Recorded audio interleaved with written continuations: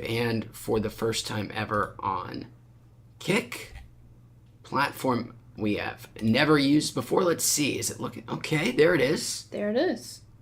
We are on Kick, which I don't know much about it other than it's lightly moderated. I don't know if it has the same sort of reputation as the more overtly right-wing, alt-right type sites, video streaming sites. There's Rumble, which is a very famous one, which is for right-wing guys, which I hope Kick is not. I just don't know. I don't know if it's been around long enough, but I am on there because they seem to have a more lax moderation policy. Not so much hatred towards the weed.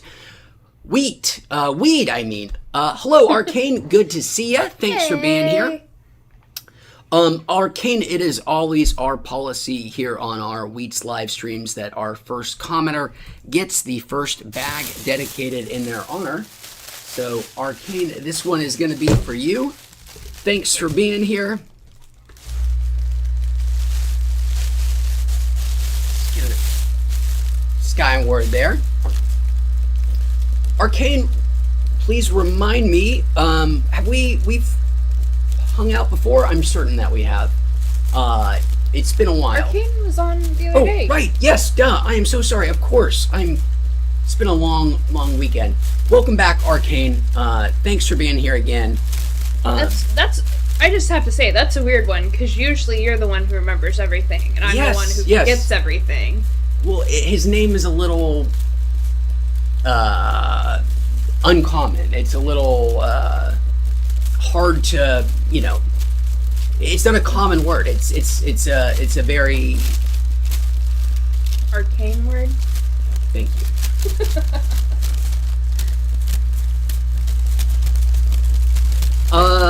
Arcane, are you here from is your name, did you name it in honor, or did you come up with it post the Netflix League of Legends show that I've heard is so good, Arcane, or have you been running with the screen name since, I don't remember when that came out, 2020, something like that, 2019? It's weird, there's a League of Legends show on Netflix, and people say it's really good. I've never played League of Legends nor watched the show, but I might. Who doesn't like adult cartoons? You definitely do. Yeah. It's good old Haley Steinfeld, voice actress extraordinaire. Gwen, Spider-Gwen, right, is our Arcane. And that chick from Yellow Jackets. He's been running with it for like 15 years. What is this? Such a great name. It's very evocative. It makes you think of witchcraft and wizardry. Yeah, something fun and mysterious going on there.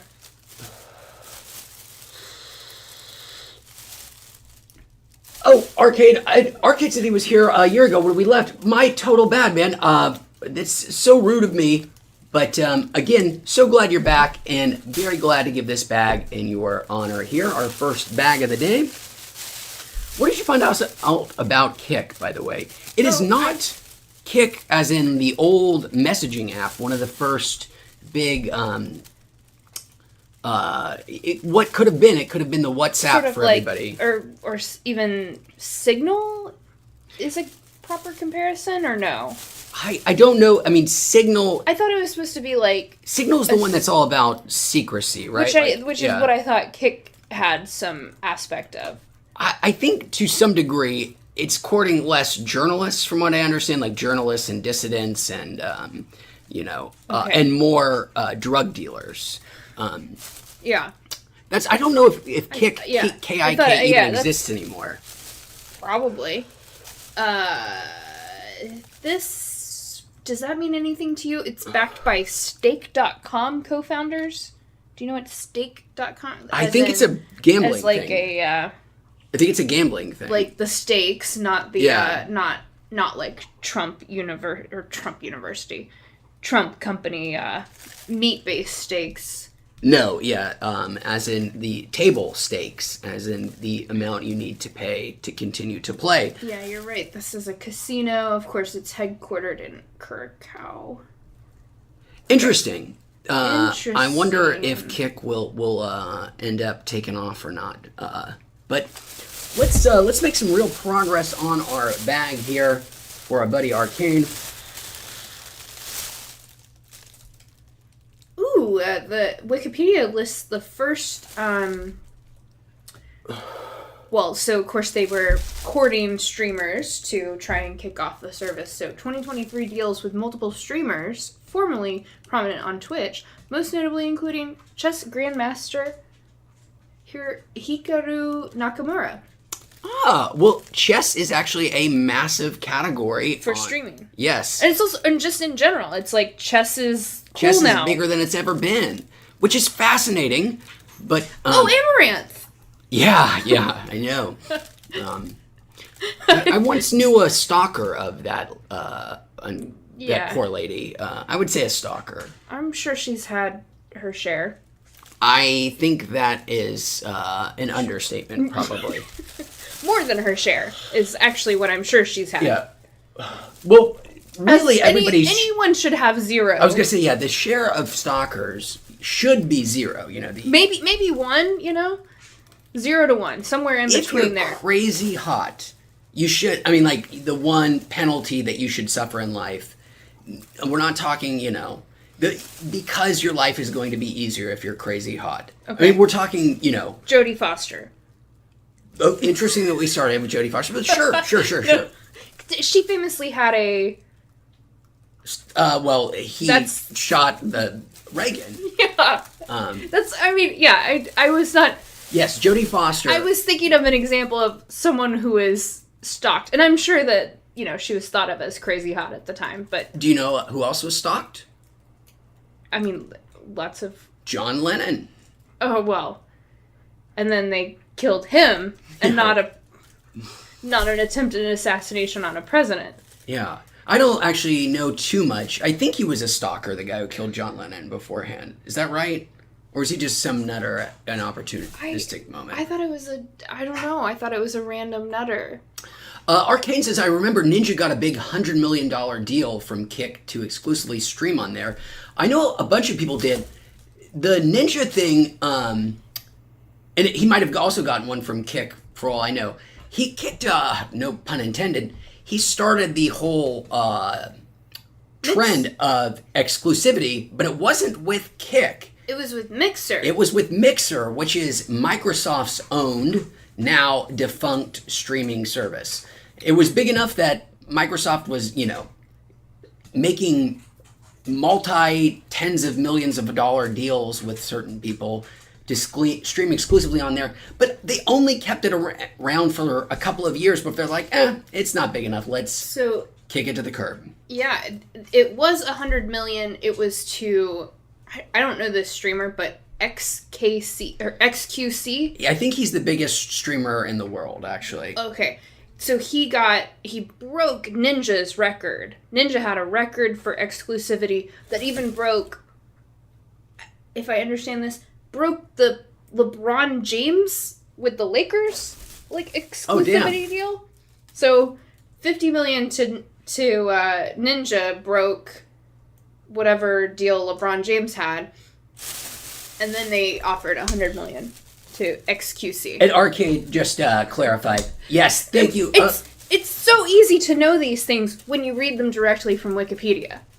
I know what Ninja looks like. I don't know if I know what his voice sounds like. I have no idea what XQC looks like. I just know that it's a big deal guy. I don't actually watch any streaming myself. Shame on me. But these are obviously, the most important, biggest deals. I mean, these people. There was that giant. He's a Canadian. I think he's French or French Canadian. French Canadian. Yeah, that's all I know. Is like Quebecois. He's a Quebecois. What's fun to say. Yeah, these deals, as our producer was just mentioning, Ninja had a bigger streaming or a bigger contract than LeBron James, which is a sports star name that I know. I didn't know that. So, I mean, these numbers are so skewed. I guess, it might be divided by the years, right? Because, like, having less than 50 million for LeBron James sounds wrong or low to me. But they might have been comparing, like, per 2 years. That might be, yeah. Well, and I remember we had a discussion one day before the news about the Dodger player, the Japanese guy, yeah, who went from the Angels to the Dodgers. Whose translator was accused of gambling. I remember having this conversation with her the day before that broke, and telling her that sports gambling is even more of a sucker's bet. Well, we started there by talking about gambling, how important the betting markets are politically, culturally, and how they are all these self-reinforcing things where... it sounds like an Ouroboros. It's like a snake eating its own tail. The New York Times will refer to, like, the betting markets when they're talking about presidential coverage, like, Vegas has, Trump at 60-40 odds right now. Because we now take those things very seriously because they are scary accurate. They're very, very good at predicting things, big outcomes. But they will get less good, especially at things like sports. Although there is this weird thing with the betting markets where, as the producer was saying, there's this Ouroboros where people will start relying on the betting markets to make predictions of things, but the betting markets are looking at the other people who traditionally would make predictions about things. The betting markets are looking at the New York Times. Exactly, right. So it just becomes this there's a lot of feedback there, and, that's where things can go wrong. And expect that to continue to happen with sports as sports leagues have allowed players to start gambling, at least not on their own teams. You're going to start to see, and as sports betting is now everywhere and so easy to do from your smartphone at any time, and you're constantly being bombarded with ads to do so, just be prepared for lots and lots of stuff that you will never even know gets caught. And sports betting scandals. And if it happens with the biggest paid guy in baseball, it is certainly happening at other levels. It would be happening at every level. Yeah. You just don't hear about the stupid ones that get caught, and those things will start to influence, Or you don't hear about the stupid ones that don't get caught. Correct, yes. Yeah. and if you're a much lower stakes player or in a much lower stakes team, people are just not going to care to look into it as much. Well, it depends. I mean, lower stakes doesn't mean less money. No. It's still just as, even though the Ohio baseball team might suck ass, there's still plenty of people betting on those, and all of those bets are still, fraudulently influenced by the players on those teams who think that because they are lower profile, they don't win many games. It's less, bad to bet on things. Bet on it and maybe throw the game or whatever. Yeah, it's. And also expect that from refs, even though we know refs. I think refs aren't. So is your point that you're usually just not going to.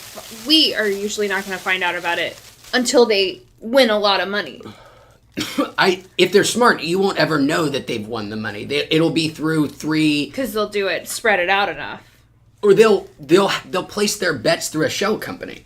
They'll the company that owns the company that's in the British Isles that owns the company. Not everybody is going to be stupid about it. Sunfire Scale says, not sure why my comments don't come up on his regular account, which is Sage. And Sunfire Scales, I'm not sure either. What I wonder if it was something like an auto moderator thing. I don't have any of those set up, but thanks for being here, Sunfire. And I'm sorry that your comments as Sage are not coming through, but welcome. Thanks for being here. So gambling, point being, sports, which is already a thing that I have trouble with is going to be even more influenced by malign forces, and you have to be even more suspicious of the outcomes of games, because there's going to be a lot of betting happening under the surface. Oh, that's right. That's where you started. Is like, it's actually don't even bet on sports, because if you're just us and you don't know anything about sports, it's such a knowing that there's people involved tipping the scales. Then you're just asking for a random result. Right. The betting odds are not actually reflective of what's going on. It's not even like, it's 50-50 if they're evenly matched. Somebody invested in the result is influencing it. Correct. And it could even be at, the most tiny little levels. It could be the brother of a kicker who, says, "Oh, I've got $150,000 riding on this game. It'd sure be great if you could X, Y, or Z." And even if that doesn't, the kicker doesn't make any kind of, like, those things wedge in players' minds. It's just bad. There shouldn't be, if you're going to engage in sports and you're going to do the dumb thing of doing sports betting, you should not allow your players or anybody involved at all in the league to do any kind of betting, because it will absolutely start to influence outcomes. It can't not. Yeah, that was only a few years ago that they opened that up. Well, yes. Every league has different sort of rules with it, but now all of the leagues are, not only are they, it used to be like the sports things, they would take an arm's length, we don't want anything to do with this. They knew it happened. They just kind of turned a blind eye. Not, it was totally verboten for their players. Right. But now the money is so great, the temptation is so great. It's like the Steelers side bet, brought to you by Heinz Ketchup. Do you think, can this guy go? Just things like pop-up bets, all this weird shit. And like the teams are, getting their sponsored cuts or whatever. Yeah, that's fucked up too. Yeah. Oh yeah. Yeah. Wow. I mean, it's not at all dissimilar to something like the financial markets, in the sense that there is an asset, something like mortgages, and then there is the shadow industry that is built around that asset, where that contains orders of magnitude more volume. Let's package it in this deceitful way. Let's package it in this deceitful way. Yeah, sports is this industry that has, these outcomes are worth a lot to the players and to the teams or whatever, but now there is a massive, much larger in terms of like the actual value. It's like a meta financial game that's going on behind. Yeah. Wow. Sports. They're good. John Jay, welcome, Gonzo Baptist / John Jay. Hope you're doing well, my friend. Sunfire Scales postulates that he might be shadow banned from YouTube. Wouldn't be surprised. That is certainly a thing they do. Maybe try commenting on somebody's channel, see if it pops up. I don't know what the procedure is for when they do that. But I'm glad you do have this account, though. Sunfire Scale says, gambling being so normalized is sad and scary. Couldn't agree more, Sage / SS, Mr. Scales. I will stop at Mr. SS. It didn't mean to imply. Boy. That was an unfortunate abbreviation. I couldn't agree more. I often go back to how sort of bad gambling is, how much of a... I think it's worse. I've said this several times before.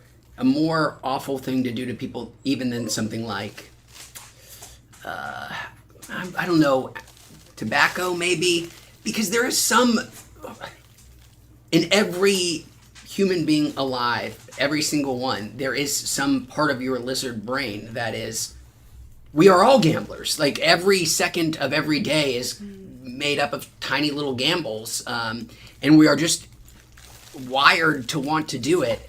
and this entire industry built around exploiting that very fundamental human like desire and interest. It's not great. And as I was saying, with things like sports, it's corrosive in other ways. Like, it doesn't just, affect the people who have gambling addictions or have made a really shitty bet. It has, second order, third order effects in society.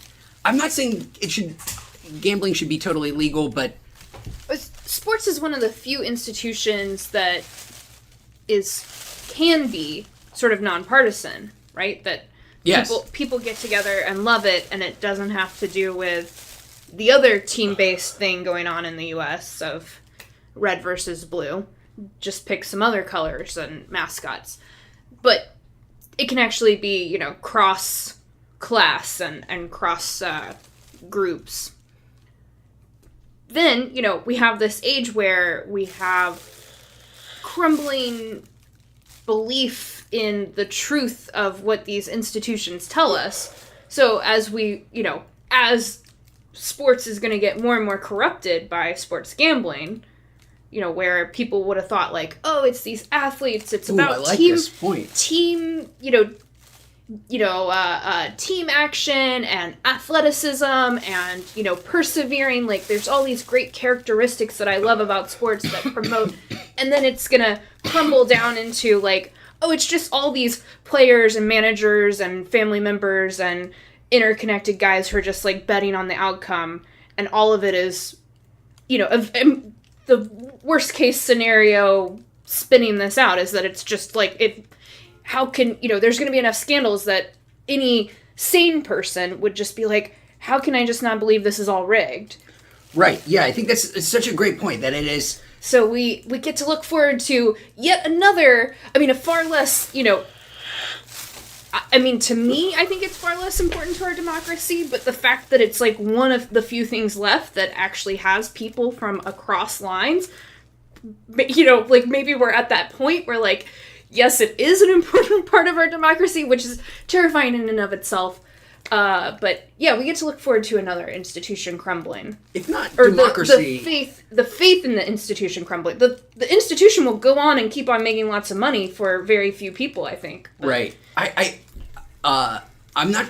I love the point. Do you buy it? I do. I think instead of democracy, I would just.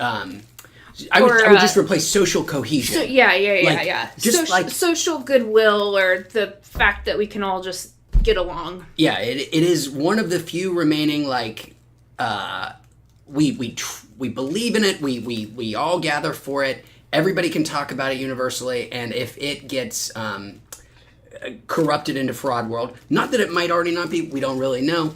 But and not to say that it wasn't already in the past. And you made an important point. It doesn't even actually have to be totally true. It could be. It's just a tipping point of perception. Right. It's like the appearance of impropriety, if you are a judge, is just as bad as impropriety itself. Like, just the concept that, you don't really... as in, Clarence Thomas should step down, because fuck him. Precisely. And whoever the baseball guy is should probably step down too. Ohtani, shame on you. But he and the Dodgers are getting lots of money out of him being there, so. Sunfire, I missed his comment, said he ended up eating about a third of those 10,000 milligram gummy bag. He said it was phenomenal. He slept so well for the first time in months. Oh, I'm glad to hear that, man. There is nothing better than a overindulgence weed sleep. It's a man myself who's loves to get very high and go to sleep and have my best sleep while crazy high. I'm glad it worked out well for you. I'm curious how long you felt those effects for. There is that weird thing with weed where, I guess it's as it works through your blood system. I don't really know, but the higher the milligrams, the larger the dose you take, the longer it stays in your system. I've seen people do certainly too much weed at one go and be high for 36 hours. That is not me. I don't think I've ever been higher for than 8 hours in a go, but I've never done more than 1,000 milligrams. Certainly not 3 times. 3,333. Point. I'm sure it was the milligrams were divided to the The 100th. Those things must have been dripping. They would have been. How we calculated 10,000 milligrams of THC.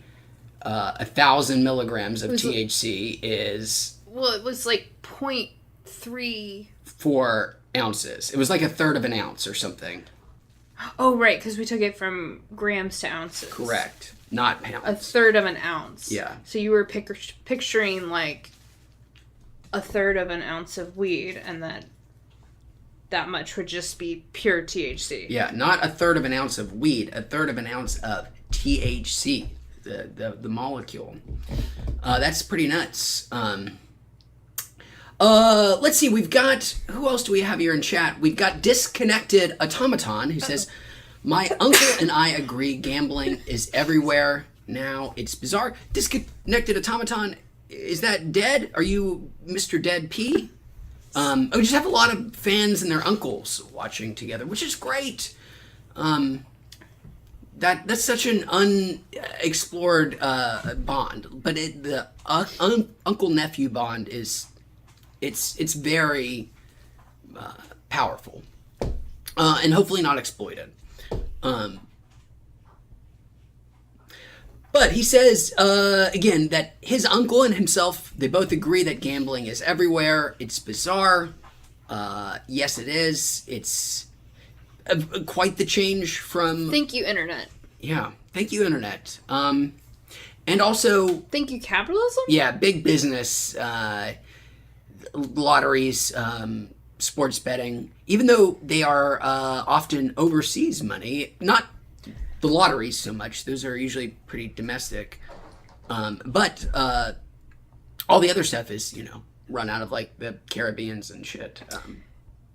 You read a book on, but it was on lotteries, but it was focused on the government-based lotteries, right? Correct. But government-based lotteries in that the government's never really run one.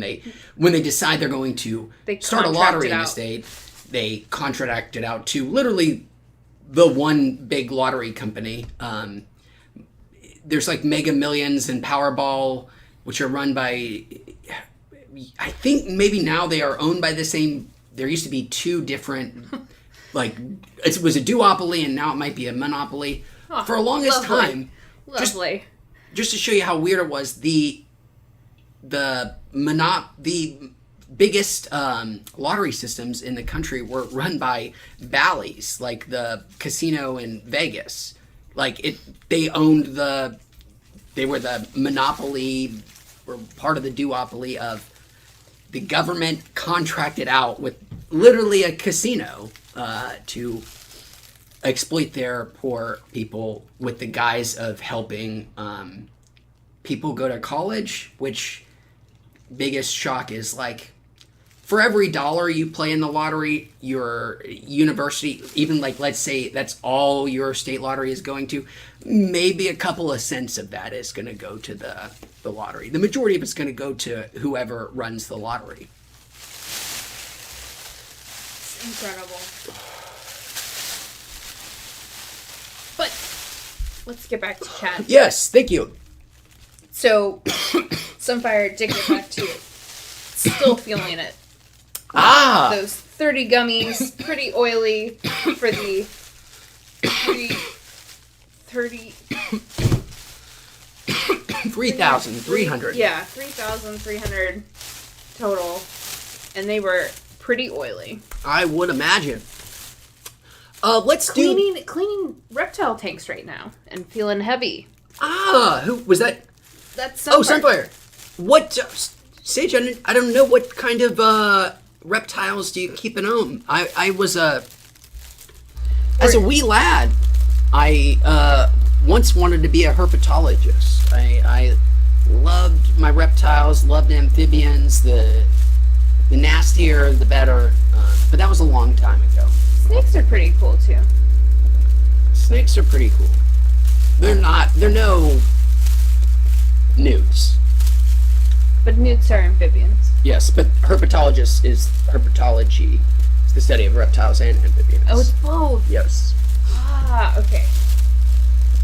I don't think I knew that. And whatever those weird other quasi ones that are, there's another branch too. It starts with a C, I think. I could be wrong.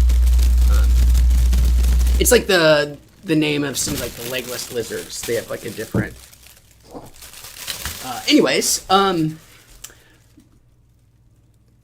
Disconnected Automaton says only 8 hours. Yes, that's the maximal amount of time I've been high. I'm proud of myself for remembering that one. Speaking of this bag, we miss Dan and Dan's cool little mark after their name. It doesn't really render correctly on mine. Maybe it does on yours. It's a dove. It's a Dan with a dove. Dan the dove. Dovey Dan, man.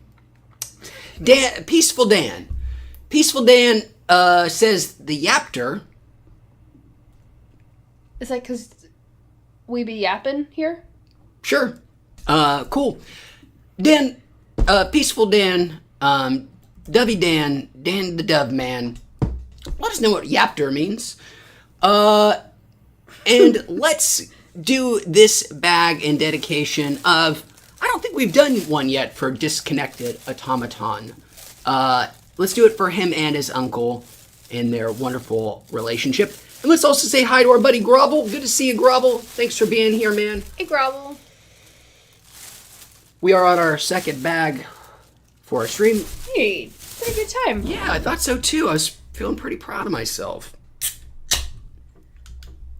I'm gonna drink early and often.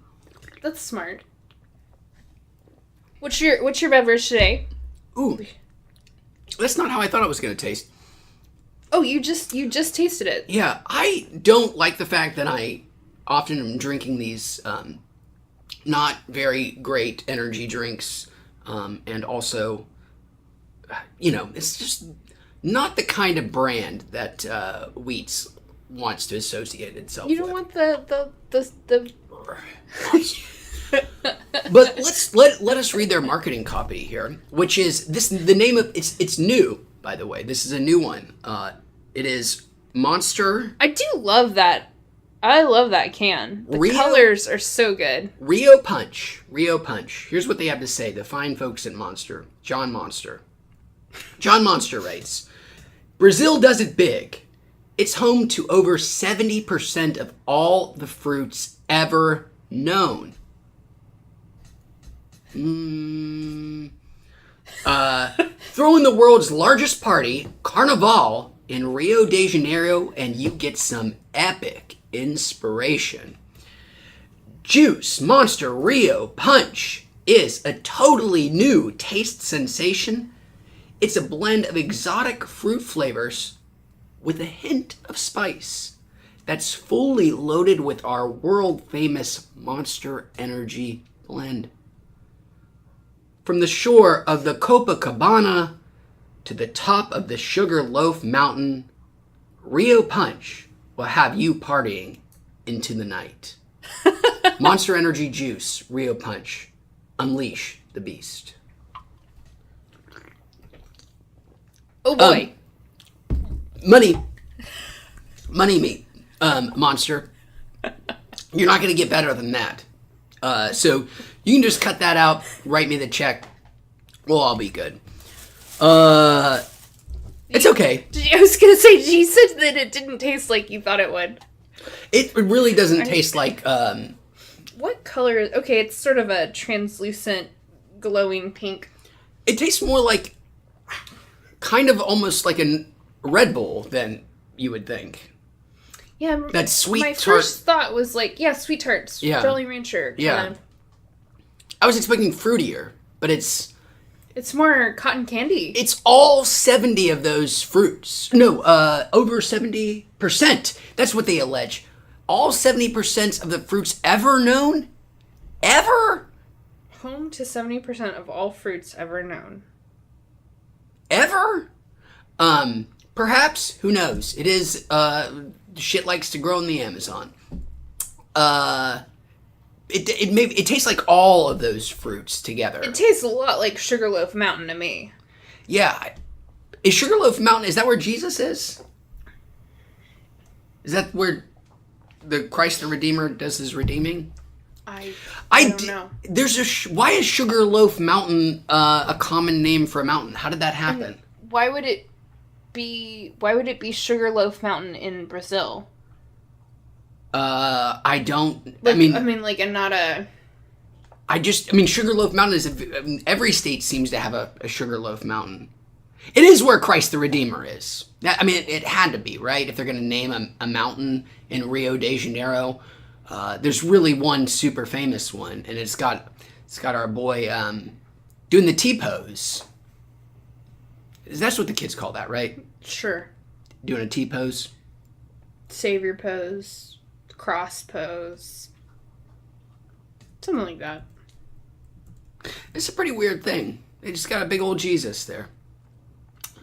Brazil. I think I've said this before. The hardest class I took in college was the history of Brazil. It's pretty good though. I enjoyed it, but there's a lot to cover there. And it's where I was exposed to the great put upon motto of Brazil that the world that's called it. I don't think that they would ever say that about themselves, but I think it's great in terms of how punchy it is, not as an actual nickname for a country that I would want to have, which is it's Rio. You said how punchy it is. Thank you. Oh, man, I missed it. I softballed myself and I still whiffed. Brazil is the country of the future, and it always will be. Oh, wow. I know, right?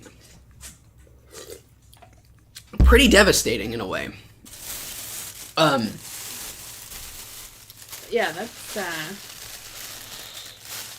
Hey, what's going on with oh my god, I feel like I haven't heard much about Brazil since the last presidential election. I don't know how things are going for them now that Lula's back in charge again, right? Something? Oh, Jesus Lord, it's been a while since Bolsonaro. Anyways, let's stop talking about Brazil. We love you, Brazilian people. Keeping that Portuguese language alive. Because Lord knows the Portuguese themselves are not up to the task. Let's see. Sunfire says, I'm currently studying herpetology. He owns a reptile sanctuary and breeding facility in South OC. Oh my god. I have lots of reptiles and exotic animals. Let me know if you want a pet, and I'll hook you up. Well, Sunfire Scales, I'm not sure if I need a pet at the moment, but I am full up on pets. If you ever feel like just letting somebody see your reptile sanctuary, man, that sounds so awesome. That's so cool. What are your sort of most exotic animals you've got in your reptile sanctuary right now? What's your your crown jewel? I was trying to think of a really rare lizard, but not coming to you at this point. There was a pet store where I grew up, not where I grew up, where I went to school, university, which is close to where I grew up. A shitty little pet store, a little rundown pet store in East Tennessee, Knoxville, like a local pet store. It was not a nice place. It was, again, very cheaply run, cheaply managed. But they did have like a hidden back room. And in that hidden back room was a 7-foot-long monitor lizard, just in its own little room with a swimming pool and with some serious zoochosis, sadly, just ramming itself against the glass over and over again. But it was a frightening sight. They don't tell you, like, as soon as you open the door that there's going to be a giant when you turn this there.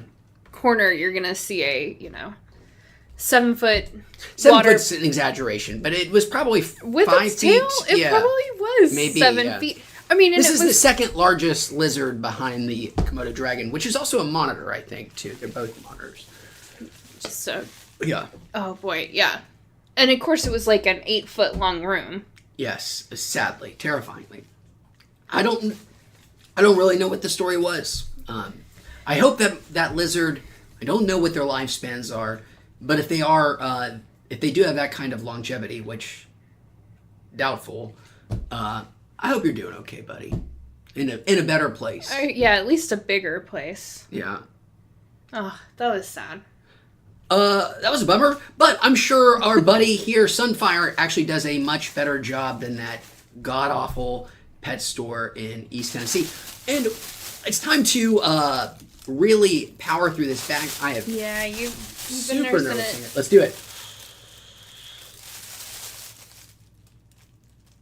I was like, no. We've got two new buddies. We've got Mick Lowe, I think that's right, and NS Dex. And they both have a very technical questions about specific brands.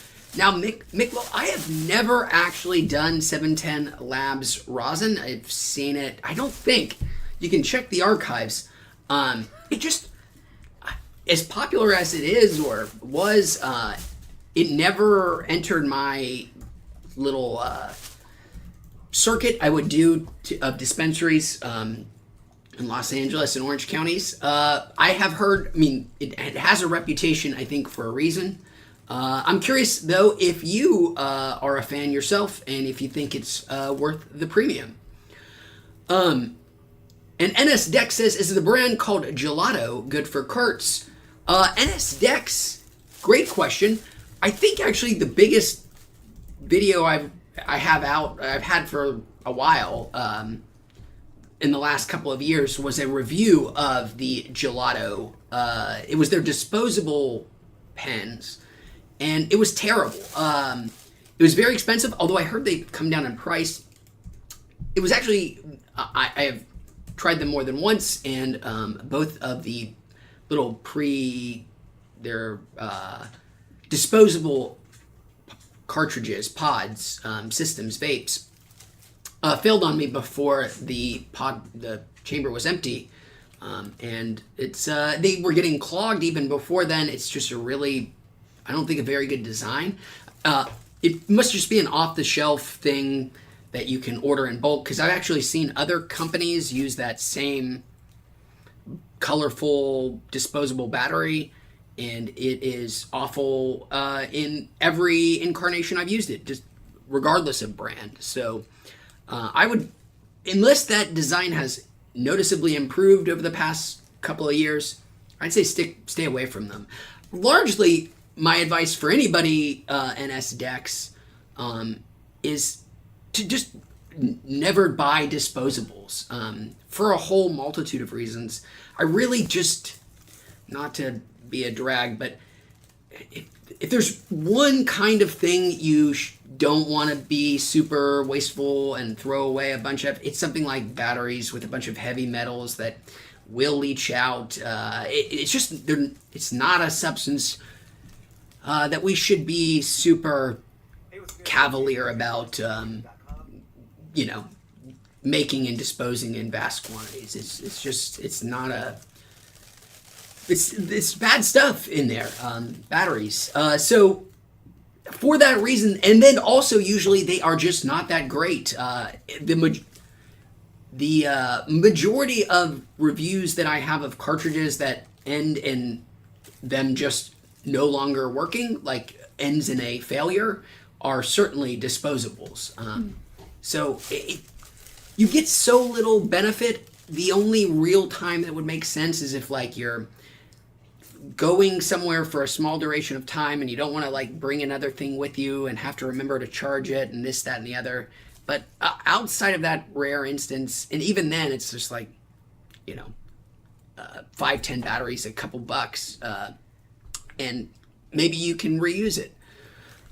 So avoid disposables. they're not great for many reasons. All right, so bag time. Keep me focused.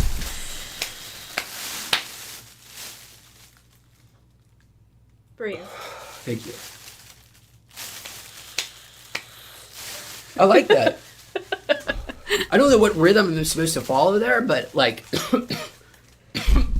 it feels right.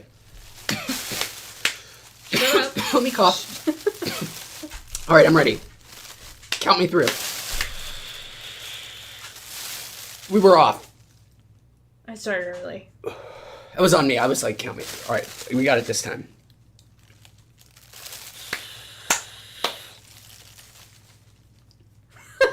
We got a system.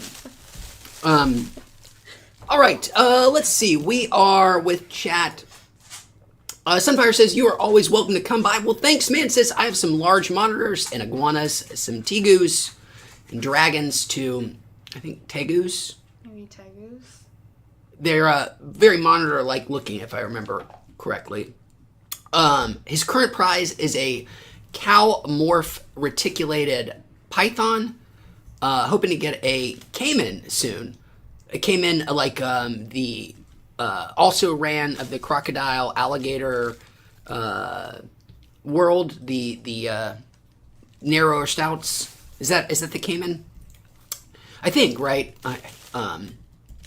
Gnarly looking guys sometimes. So oh my god, the producer just pulled up a picture of a cow morph reticulated python. So I'm guessing cow morph is a recessive trait, like it's a pigmentation. It's like an albino, nearly albino type.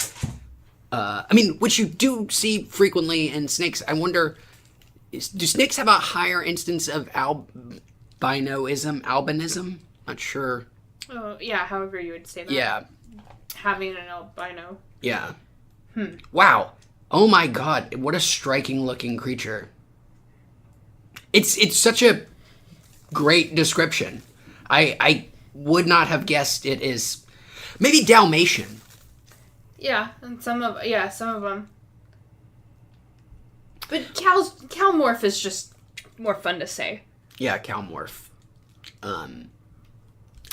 Yeah, it's like real life Pokemons with the what are the kids, shinies or something.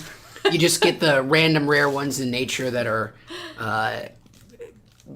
bizarrely colored. It happens in dogs. Like you get, some rare red merle, and they're worth way more because we're so visual and weird, and snakes that look like cows are just fascinating to us. I mean, I can tell you as it draws my eyes here, and we're willing to pay more. You get things like the blue lobsters that you see sometimes. That's like 1 in 10 million. Every 10 million lobsters or so, there's just a flamin' blue one. They look crazy, and they're usually sold for a bunch of money. And then you get even rarer things like 1 every 100 million might be a blue-red lobster hybrid, where it's just like right down the middle of the disgusting crustacean, half blue, half red. It's great stuff, man. And of course, is that a clutch of its eggs? Some other, I don't know which snake. Anyways, Yeah. Reticulated pythons. It's how the Everglade populations, mammal populations, have shrunk by like 95% or something insane. It is truly, apparently, apocalyptic in the Everglades, and it is largely fingered at the good old Burmese reticulated python, which is the true snake champion. It's one of these like weird. You got to start splitting differences. When you choose your fighter. Choose your snake fighter. You think of anaconda as the largest snake, and yes, by some metrics, but in terms of length, I think the largest snakes, the absolute largest, and the single largest are Burmese reticulated pythons. but they are just not as robust as anacondas because anacondas are they live in water. They are not only are they 20 plus feet long, but they are also so thick because they don't really need to support all that mass on land. They spend most of their time swim in it. Yeah. But they're like twice as heavy as a python, but even though they're not actually as long. Anyways, the Burmese reticulated pythons apparently have just destroyed the Everglades, killed like all the deer, all of the. I mean, just everything is devastated. Are they also the ones that sometimes like just will die from attempting to eat something? Yes, it's not just them, but lots of snakes do. Yeah. They will burst. You can find lots of pictures on the internet of snakes that think about how crazy the mechanics of that is. That it could get its jaws around something that its ribs can actually contain. And I don't know if it's. I think it really is just like they split because like their bones do break from the pressure or whatever. It's not like a gas buildup then causes them to pop. Thank you so much.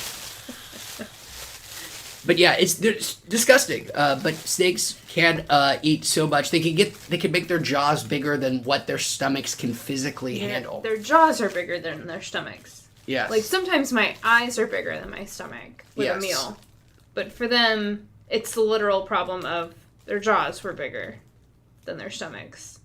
Their jaws were able to stretch temporarily to something vaster than what the pressure on their ribs or whatever could actually handle.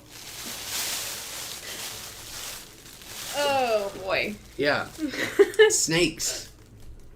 But chat is asking you to get back to some of the old classic stuff. Some new reviews? Well, Miklo misses your old Korova edible reviews. Don't I as well, man. I miss Korova. I miss the... Is Korova still out there? That's a great question. They existed as... I've certainly seen their products as late as 2021. Certainly 2020. And I know that they definitely still had high dose edibles in Arizona, a state with only medical weed for a long time.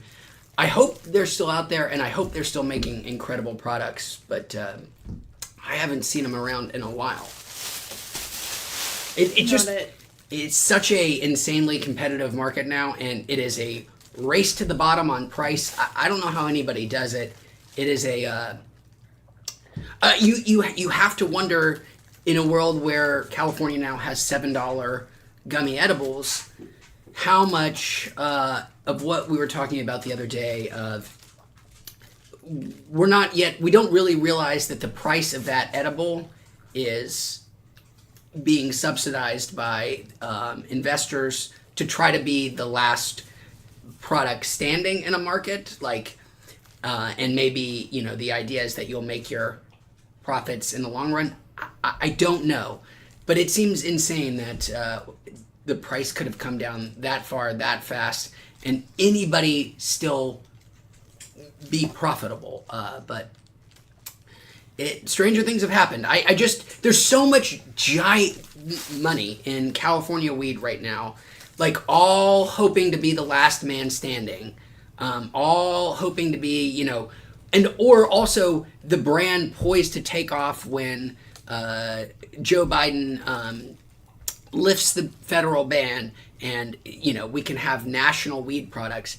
It's so I just don't trust necessarily these crazy low prices. It feels like something else is influencing the market other than just the competitive nature, but there is so much money in the California weed market because there is so much potential to be, just like Uber. They're perfectly happy right now to be operating at no profit.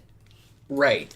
When you get your $7 edible that comes in a $1 tin, and that's post-tax, so how much of that is being taken out for tax? What room is there left for profit? but we all kind of knew that like Uber, you know, your cheap Uber in 2016 that, you know, cost you $7 to get into downtown, and you literally couldn't tip. That was like being subsidized by Peter Thiel. I don't really know who the players are that are like losing their shirts right now. To, you know, it's more. I don't know why it's, you know, more obscure, but certainly there is money there. All right, let's get to bag number 3.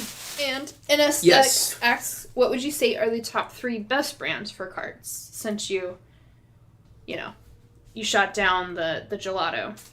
Okay, great question. Let me just start with my favorite. Some kind of weird sound is coming from our outside. Sounds like a foghorn. I don't know. Construction. That's probably right. It does not look like a foggy day. My favorite, and it is a premium one, but if you've, it's one of my bigger videos too. And I hate the fact that I feel so much like a true shill because I am so effusive in my praise, and I always been like, oh, it's the only vape product I can think of that is just sort of totally on a different plane of existence than its competitors, and that is Plug Play. It is its own proprietary, which I hate, pod-based vaping system. They're pretty big now in LA. They are growing. They are incredible. It is like unlike any other vape thing I've ever tried. It's just so much. It's like doing an actual dab from your expensive ass rig. It hits to that level. It's always been weird to me because I don't know anything to me that is even really close. And I don't know how they've done it or nobody else has. Proprietary heater. They got some additive in there. What's going on? But it doesn't. Yeah. It never seems like, oh, you know, you're the reason you are getting. Yeah, it doesn't make sense. It's all just comes down to milligrams, whatever. It shouldn't. A milligram of THC is a milligram of THC. It's a fungible molecule, but I can't explain it. I'm sure I've been plug pilled, and I'm just, you know, responding to my own hype. But it's great. I love them. I don't buy them that often because they are very expensive. But whenever I feel like indulging, that's what I go with. As for other things, yeah, just if you want to just stick to a 510 and not get stuck. Or is there anything else to say outside of the 510 battery world? Not that I can think of. I mean, you know, I wish that we didn't have all these proprietary systems, but it is what it is. Even if they're reusable, it sort of goes more to the like extra batteries just around and in danger of being thrown away. For just your standard 510s, I'm trying to think of a good affordable, you know, but not bargain basement, decent materials brand that I can easily recommend. It's a great live resin brand that I know, and the guy is actually, I think he was on a live stream recently. But seriously, I went back and watched the review that he had also commented on. Alive and Well, they make live resin, and it's like really nice and affordable, great materials, great clearly live resin, instead of just, you know, passing it off as, or, you know, something distilled with terpenes added as live resin. They're really great. It's more, I don't know. I wish I could come up with another perfect recommendation. Well, here's the more specific question. If you can do this. Yes. And this isn't necessarily your MO, but best brands for the best dominant indica strain carts for best high for relaxation. Great question. And it is your As I caveat was accused. there. Yeah. I don't. I'm never the guy to ask about individual strains. I don't. Do you believe in them? The producer with the lobbing the question up. Do you believe in them? And I do not mean this as a smug cop out answer. I believe that people genuinely experience differences, even profound differences between indica and sativa. I am not one of them myself. I couldn't identify one over the other. I certainly don't think I could without seeing a label ahead of time. Still, now that Vice has gone bankrupt, they were the ones that I didn't ever actually pitch this idea to, but just bitched about a lot on live streams. But now that they've gone sounds bankrupt, like this week, which, speaking of, if you're probably all somewhere around my age, so you've probably all watched a lot of Vice media over the past decade or so. It's very presumptuous. But if you're also on YouTube, they were everywhere for a long time. Especially if you're watching a stream about somebody smoking weed, it seems incredibly likely that you've encountered the media company at some point. It's always been a bit of a shit show, but they are now officially bankrupt, and The Verge has an excellent story right now about what the fuck went wrong at Vice Media that I cannot recommend. It is great stuff. If you are at all interested in how a company once valued at like $6.5 billion is now being sold for parts. What was that about Vice? Something. How Vice became a fucking clown show. Right. Oh, but I was going to pitch to them. I never was going to pitch to them, but I always bitched about. You like to say that somebody say should. That somebody should do this. Pitch. Just a. I'll do the whole dumb thing again. I'm so sorry. There's this very famous thing in wine tasting called the Trial of Paris, where a bunch of California winemakers pulled a fast one on some wine snobs and tricked them into basically admitting that California wines were better than Parisian wines thanks to the power of blind taste testing. And it was like this big reckoning for sommeliers and wine people. Not me. Fuck wine. Fuck it to hell. But this is exactly why. Because it's all bullshit. And when people say it has a stony undertaste or they before the Trial of Paris, it's like, oh, they see California wines were considered awful, just god awful, garbage. No sophisticated wine drinker would even consider it. Have to get it from France. Yet when the labels were, removed or swapped or something, I think they were actually swapped.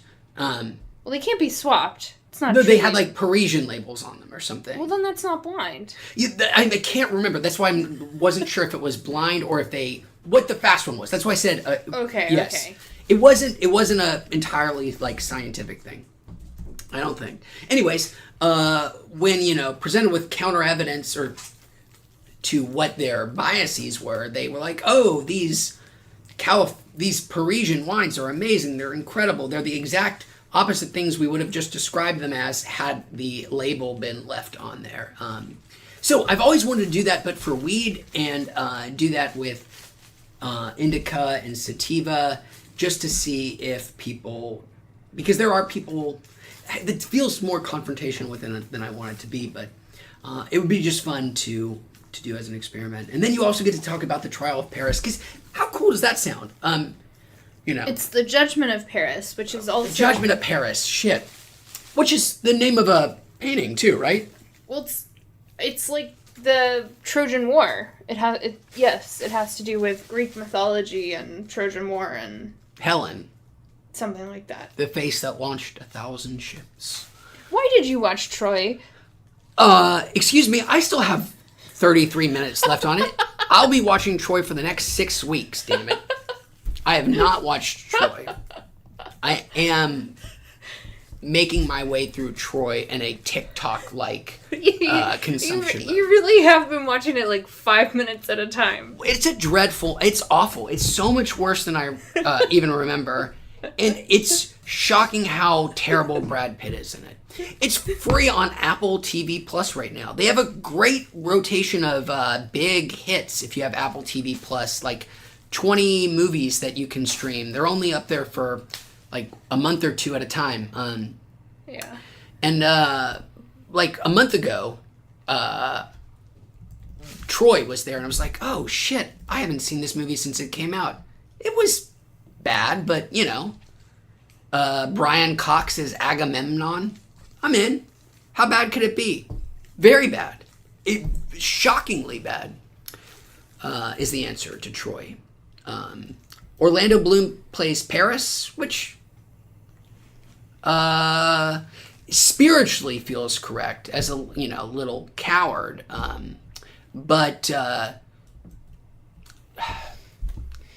Troy was not.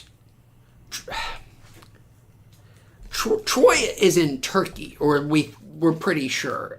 These people don't look very Turkish in this movie. Do you remember Eric Bana? He's in that movie too. He's Hector. Troy's bro. Yeah. Achilles kills him. It's a lot of brother killing. Fratricide? That's brother killing. Yeah. Yeah. Fratricide. There's some fratricide. A little patricide. No matricide. Little regicide. Is there any infanticide? Certainly suggested. Lots of off-screen infanticide. Oh, good. Yeah. Now that we've gone over all of the modes of death in Troy, let's get to our third back. That was a great way to. I mean, you didn't really come up with an answer for the. If someone, how would you? Someone's like, hey, go get me a great indica cart for relaxing right now. How would you go to your dispensary and shop for that? I would honestly ask my bud tender, but I would qualify it. I would just say,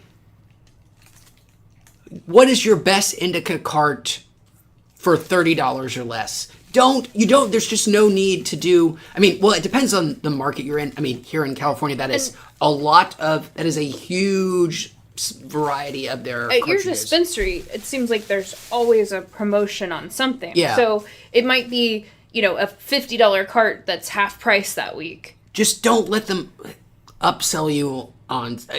I promise you, my friend, just go with their, give them some kind of upper bound, because they will want to sell you the most, they. Yeah. That's They're certainly that's part of their job that they should want to do that, I guess. And I'm certain there are kickbacks, and not even illegal ones, but like a product saying like, hey, we'll give you some kind of, if you sell our carts, we will blah blah blah blah blah. A lot of that happens. So ask them, give them a number you are comfortable with, and then say, what is your indica cart do you recommend for less than this? Because it just really depends on what they've got there, and I promise you they're going to know their selection of stuff better than me. And again, it just gives you something to so they can't sell you the most expensive one. Anyways, that's what I would suggest. Ask your bud tender. Just like wine, it's not that the most expensive one is going to be the best. But it will impress your friends the most. And that is very important. If your friends are impressed by you spending lots of money. Yes. All of this advice, just explain your cart. You don't even have your cart in. What's going on here? Right. I don't have my Alien Labs. This is my, this is a very cheap, this is, I think, the house brand, as I've said before. My dispensary, I order these usually like 3 or 4 at a time.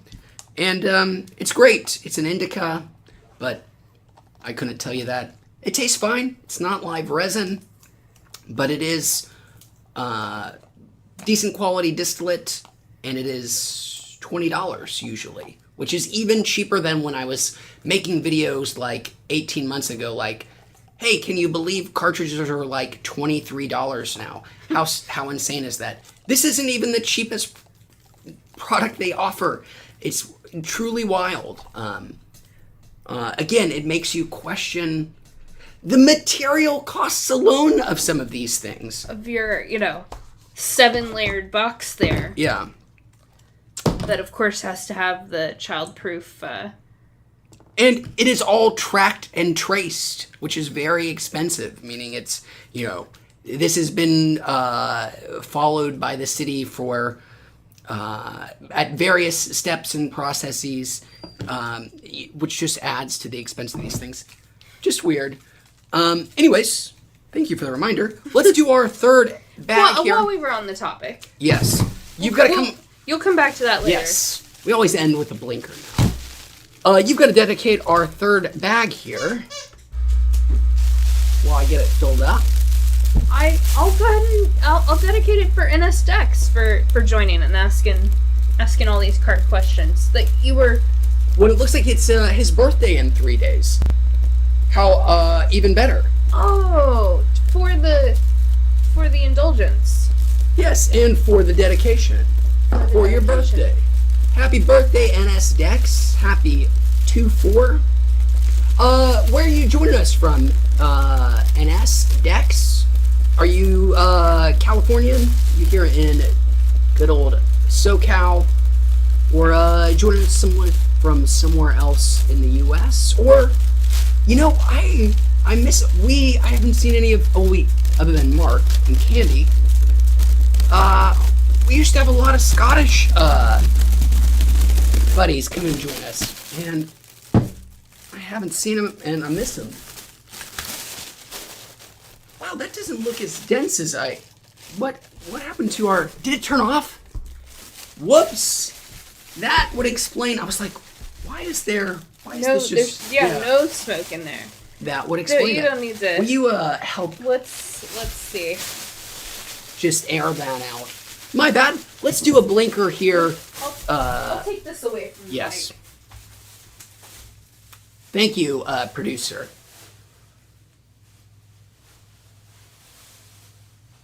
Oops, I've got to turn it back on.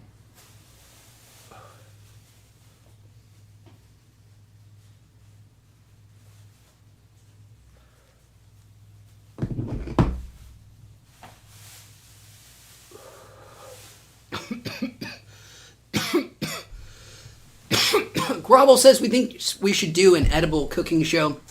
Man, wouldn't that be great? It implies that I would learn how to cook. And more hopefully implies that I would live in a place with a kitchen big enough to have more than one person in it at one time, let alone a camera crew. Thank you so much for doing that. You're welcome. But I appreciate it. It would be fun. I really did love doing the review. It was the Ardent Nova where we made cookies. Do you remember that, producer? That was years ago. Yeah. Was it the Nova? I think it might have been. The butter maker. Which was kind of fun. But boy, it's there was also the... This is not really cooking, but you did the experiment about mango? Yeah, that was super early. Does mango make you higher or not? Which is, oh, it still wasn't totally heated up. Oh, yeah, you're... Oh, well. It's good now. What if you just stopped it? Can you pause in the middle of it? It's got vapor. Let's just see what happens. It's precision German engineering. They can handle it. Yeah. Anything else is just user error. Crazy. Probably nobody can hear that. But no, thank dogs, God. Yeah. Dogs are making dumb noises. Dead air. I think we're ready. Yes, thank you. Yeah, that I should have been clued in. I was like, why does that just look like normal air? It's because it was. The new volcano, even more exciting than the hookah thing, is that it's supposed to heat up in less than a minute, I think. This one doesn't take long at all. Comparatively to other... I guess starting from 0, it Yes. takes a little bit longer. I mean, it took us more than a minute from 250 or whatever. 250. Yeah, it took a whole 2 minutes. Not that you're going anywhere. You're gonna live forever. Never need to upgrade. Knock on. We'll just plastic. We'll pretend like there's some wood there. It's definitely shitty plastic though. Yeah, there's some wood behind you. That's too far.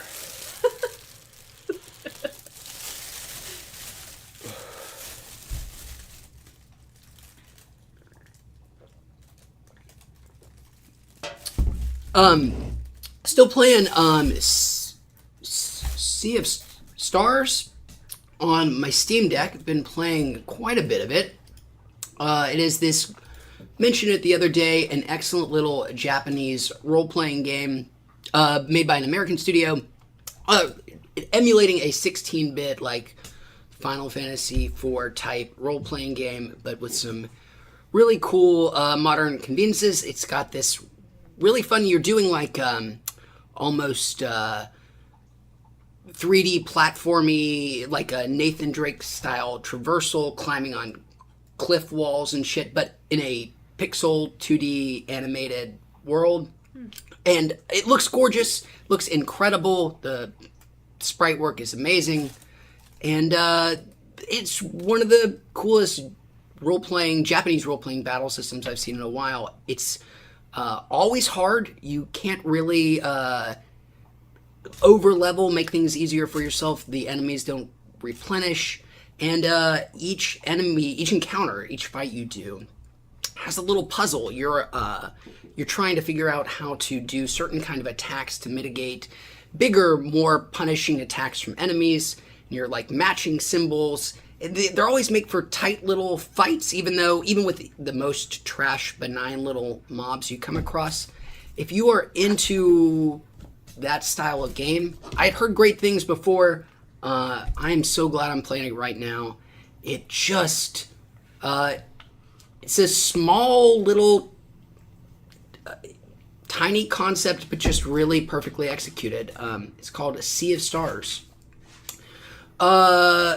I played a lot of Balatro and gotten How much more have you been playing it recently? Not as much. Okay. But I think I've got 3 wins now, maybe. Ooh. Balatro, if you don't know, is the newest roguelike hybrid game taking over the PC charts. It is. Would you try to describe Balatro? I'm gonna give it a shot. Can I reference other games? Of course. Okay. Well, if you know Slay the Spire, it's Slay the Spire X crossed with, or Godzilla X King style X, Slay the Spire X Poker. Which is a perfect description. It is a roguelite deck building game, but instead of some kind of flimsy story wrapper with an ascending theme of going from room to room, slaying different beasties. Fight the monster. It isn't that. What is it instead? What is Balatro? It's optimizing your special ability jokers and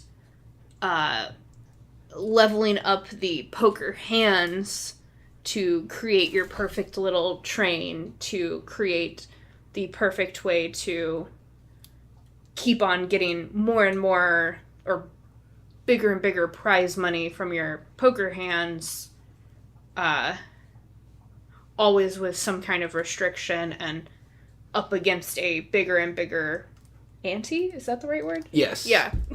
So it is, like she was saying, it's the thinnest, most cut down wrapper to a game. Like, it is one screen with rotating cards, just a standard 52 deck of cards, like a poker hand. Nominally, it starts off very much like poker. You get, Playing poker. And yes. Unlike, it's not like Texas Hold'em. You're not playing against really any other players. You're playing the dealer, basically, and you have to get a certain amount of money for your hand. Right. Poker is the theme in the sense that you are trying to make poker hands from a selection of cards that are dealt to you, but it isn't played like poker really in any other way other than trying to make poker hands and make bigger in ones. And it uses this fascinating thing she said, like this Joker system, which manipulates the rules. So like early in the game, you get a set amount of like points, money for making a full house. And you can discard cards like you could in poker, redraw things, again, just trying to make poker hands, a lot like in poker. But you'll get certain cards that make certain kinds of hands more valuable, like, full houses now are worth twice as many points. Or every even-numbered card you play is twice as much. Yeah, they get really wild, these rules. I mean, they get insanely wild. It is a game made for breaking, like, in the same way Slay the Spire is, in the same way... Not us, but of course the people on the Balatro Reddit have figured out how to get, 50 million points in their first turn or whatever. So right. It is a not game... Not here, not us. That is... The fun is, like, doing the thing where you think, oh my god, there's no way that they could have thought of this. There's no way that they could have ever conceived that I would come up with something so brilliant until your next run when you do something even crazier than you had. And then you realize after, 2 or 3 of those that it's like, oh wait. They designed this game. Yeah, it's like, of course they knew. And, they know what they're doing. Yeah. And then you look to see what other people have done and you feel bad about yourself when you're like, oh my god. I was so proud of a 20,000 point hand. Yeah, it's like, I figured this out. Nobody's going to do better than me. And then you look and it's like, a drop in the bucket. But it's wonderful. If you're into those roguelike games, especially if you're into card games, it's incredible. If you even like poker-based things, it's kind of fun because there is some transference of knowledge of poker skills, probabilities and things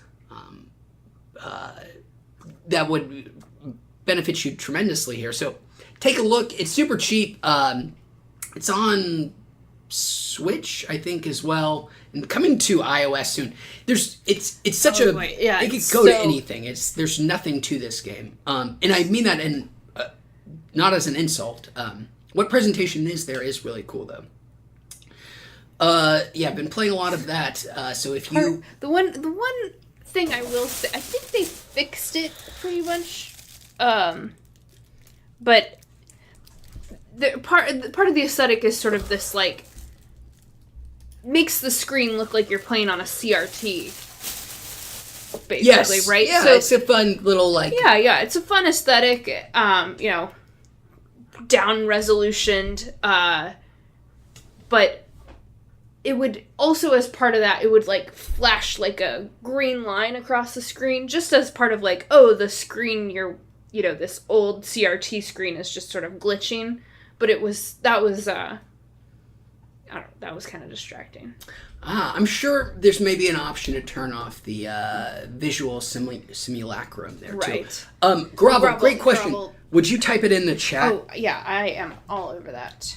I Balatro. think this is how it is pronounced. I actually don't know that for sure. I guess I could even send a link. If I grabbed Balatro on Steam. Grovel, I'm so curious what you are playing yourself right now. Anything cool on PlayStation or Switch at the moment? Um, I Grovel, were we talking before? Were you playing the Octopath Traveler 2? Was that you? I thought I was talking to somebody about it, and I have played it since. And if you were, love to catch up with you about it. It's great. I've been playing a lot of it. Oh, you found the Steam link. Yeah, I'm like Now you wanna entranced play. by watching the Yeah, trailer it for is the one game of those. that I already know how to play. It is. I when I first played through it, I heard about it. It was like, oh crap, Yeah. It's like, oh shit. So I downloaded it, picked it up, and I just put it in front of her with the Steam Deck. I was like, I don't need to explain Yeah. anything. I like instantaneously lost 3 hours. Yeah, I was like, I guarantee you'll just pick this up, and yeah, she was. It's one of those kind of games. I was enjoying it, but I was also kind of mad because it was like, well, I thought I had things to do with my morning, but apparently they weren't important enough. Oh, Grovel, yes, he played Octopath. So, that was Octopath. Yes, Traveler 2. It is a... Speaking of evocative of 16-bit, beautiful art style, this is... Octopath Traveler is doing something different than what Sea of Stars is doing, which is very much just a beautiful version of a 16-bit game. Again, and I mean that as a positive, not a downside. But Octopath Traveler has this, what Square Enix calls 2.5D art style. It is these beautiful pixel style, but there is 3D to it. There's like depth in this world. It's incredible. Also a fantastic battle system. Very kind of similar in the sense that you're doing these, trying to match certain symbols in these turn-based combats to mitigate mitigate damage or mitigates bad effects coming your way, or maybe even produce something good. And each attack has some corresponding element to it, and you're trying to find your way to make these combinations of these things in a very limited set of time, and also pretty difficult. Not quite as strenuous, I think, as Sea of Stars, because you can grind it out in Octopath, but it is a game where you play 8 different Final Fantasy style weirdos going on some really bizarro quests in the second one. You've got, a lot of dead families, a lot of amnesia, a lot of dancing for their dead fathers. So you get a father in that one, I think, too. But it's very cool if you're into Japanese role-playing games. I think I'm not beating it, Grovel. I'm like 40-something hours in, and I doesn't feel like I am even close. It's a game I've been playing very slowly, like for almost a year, it seems like. I've been playing an hour or two here, like every week or every other week or something, but really enjoying it. It's super cool, and I hope they continue with it, man. It's such a unique little franchise.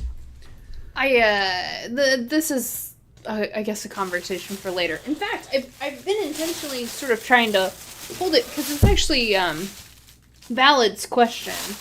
We haven't had... We'll go ahead and bring it up now, and we can... I'll bring it up now. I'll tease it now.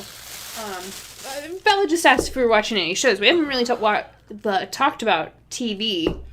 TV from the past year, TV that we've watched. But one of my favorite things that you sent me in the past year was the concept of the Stinge Watch. Lay it on us. What is the Stinge Watch? It's the opposite of binge watching. Stinge watching. Stinge watching. I'm stinge watching this show. So in a way, are you maybe stinge? And I was thinking of this also because you're sort of stinge watching Troy, but not in the good sense, like, because stinge watching is usually what you do with a show that you covet, that you don't want to run out of, that you you love it so much you don't want to watch the finale of it, might be one symptom of stinge watching. Or you take big breaks between, like, oh, I'll start the new season at some point, but, like, I can't do it now. Like, it has to be sometime in the future. Like, I have to keep it where I can keep on looking forward to it because I'm being so stingy with this, favorite show. It would be like starting The Sopranos today, but taking 3 years to get through all 6 seasons. Not because you're like, oh man, I guess I can watch. But it's like I want to cherish. You just want to. I need to cherish Tony. You want to watch Tony, like, when it's the right moment, or like when you really need him. When you got some gabagool yourself, you want to share the gabagool. Yes, stinge watching. So what have you been stinge watching? We have been stinge watching. I think it totally qualifies. We're stinge watching The Leftovers. The long-ended HBO series about a quasi-rapture. There's so much fun stuff to talk about with The Leftovers. Yeah. It is, if you don't know, it's an HBO 3-season. I think it's three seasons. We've stinge watched 2 seasons before we knew about the concept. Yeah. But now that it exists, it's one of those things that's like, oh, it's crystallized. We just, like, keep on not starting season 3. Not because we don't want to watch it. Because then it would be over. Because, like, yeah, that's the last season of it. It's so good. Like, I mean, I know that some people were talking about it, but I feel like why were not more people talking about how good The Leftovers is? So, The Leftovers is written by a guy, one of my favorite, an essay that I will never write, but it'd be a fun, boring essay for some aspiring person to take the mantle. Is Tom Perrotta is an author. He writes great stuff, but his unique signature achievement as an author, and it is a totally rarefied class, and he is far and away the best at it, is writing books that get turned into better movies. And or now TV shows. Or TV shows. He is the guy who wrote the book Election, which is a even better movie. He wrote the book Little Children, which is an even better movie. And he wrote the book The Leftovers, which is an even better, far better TV show. The books are great. I've read all the books, but I have, in all of those cases, the movie or TV show or whatever is noticeably better. And The Leftovers is such a brilliant concept. It's just such a great idea. It's like... Is it useful to reference, like, that I remember from my childhood, from millennial childhood, the Left Behind series that the Christianity had, which was a very Christian actual rapture. It is actually like Jesus came and took the believers, and then there's a bunch of people left over afterward. I think I read the first kiddie version of it or whatever. Anyways, movie adaptation starring both Kirk Cameron and then, like, 20 years later, Nicolas Cage. Did you know Nicolas Cage starred in a... Like, there was another one 20 years later? Very recently, there was another, the Left Behind, whatever it's called. Series. Where Nick Cage plays the Kirk Cameron role. 20 years later. Yeah, however many, like, the Left Behind movie is like 2002, probably 2003. Yeah. So, yeah. Anyways. Wow. Sorry to derail. That's...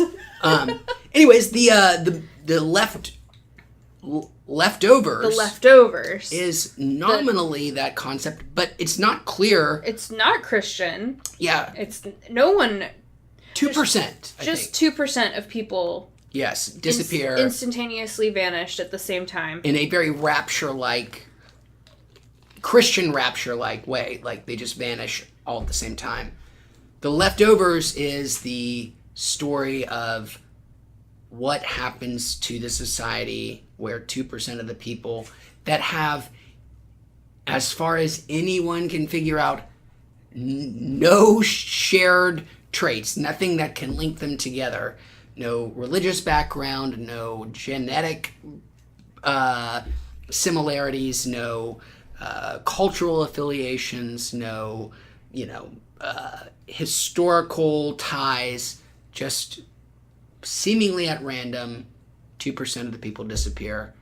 What happens to that world? And it's a very serious look. It's not like a... Is it true in the book too? In the show, it starts at like 3 years later. I believe so. Yes, it does. It is not it's unlike the excellent Kirk Cameron and Nick Cage adaptations. It is not an immediate look. It is a, society has already continued. It's blipped in Marvel terms. Like, you don't spend time in the blip. You just blip, and then. But it's wonderful. It's great. The TV show is even better. And it's handled by the perfect man for the show. It really couldn't be a greater creator, because The Leftovers has no interest whatsoever in answering the question of what happened to these people. That is not what it is interested in. It doesn't attempt it. It doesn't. I mean, it lets the characters ask constantly and be haunted by it. Yeah, the characters are constantly asking, but the show... author doesn't give a shit. That's not what it's about. It's just about what the whole... Seems like there's no answers available for them. Yeah, so what person would you want running a show about, very prickly... almost sci-fi or slash religious. Yes, yeah, the conflation of the two, and just questions that cannot be answered, but are at least fun to think about. So it doesn't matter that it doesn't have to have a satisfying. You should go in with the expectation that this is not going to end in a way that will satisfy your curiosity. Who would that man be? Well, that would be Damon Lindelof, the guy, basically the showrunner of Lost. If you want somebody who doesn't need to answer any questions, but just following the people who are flailing around in the questioning. Yeah, it's like sorry, dog is not a Lost fan. I was gonna say it's like 3 seasons of the Tailies if you're a Lost fan. But in the best way. All right, let's finish out this bag. That might be our sign. Grovel says he's just watching anime right now. Grovel, hit us up with an anime recommendation, TV show or movie. I did watch some recently. I can't remember, but and there was another that you were supposed to watch. Yeah, there always is. But I would like to get into it. It is an intention to. Well, you now have your mangas. Let's see, right here. But I think it would be. It's those are not the ones they make the animes out of. No, that's true. Not yet, at least. Coming soon, surely. I've heard Solo Leveling. That's what a crazy weird name. Solo Leveling. There have been. Is it? Oh, that was we saw like there was going to be an episode or a TV movie in the theater. Yeah, there was playing in our local movie theater. What a cool concept! I'm assuming it's referring to video games in some way, Grovel. Maybe even MMOs. If so, I love how. And speaking of things influencing things, video games, especially like MMOs and anime, and how like there have been MMOs that ape animes that ape MMOs and vice versa for a long, long time now. I think it's just so weird, and it's such a thing that so many people spend so much time doing and enjoying, but you don't really see represented in movies. And I think it's cool now that we have some things like I hope that's what Solo Leveling is. You're going on just the title though, right? 100%. Nothing ever bad has happened by judging a Movie by its title. yeah. What could go wrong? Anyways, our bag here is done. Thank you, Grovel, for the suggestion of solo leveling. I'm gonna go. I finally I popped the link just to shout out the article that we didn't steal the idea, but I just want to honor the idea of stinge watching. So at Kotkey, that's where somebody solidified it. Awesome. Conceived of it. And Grovel, that actually sounds super fascinating to me. Why not have something where we refer to a thing that we all know and do for large segments of the population every day, level up, be a thing that we just add to our narratives without, having to overly explain it. I think that's cool. I will look into it. Hopefully it's available on something, but probably something we don't have. Anyways. We might have to get that Crunchyroll. Yeah, which I think is now owned by Sony. Oh, wow. Conglomeration. Wonderful hanging out. We will be back tomorrow, or at least I will be. Can't promise the producer will be with us tomorrow, but certainly hope so. Tomorrow's never a promise. Wow, that is beautiful. Bye, everybody. Have a good day.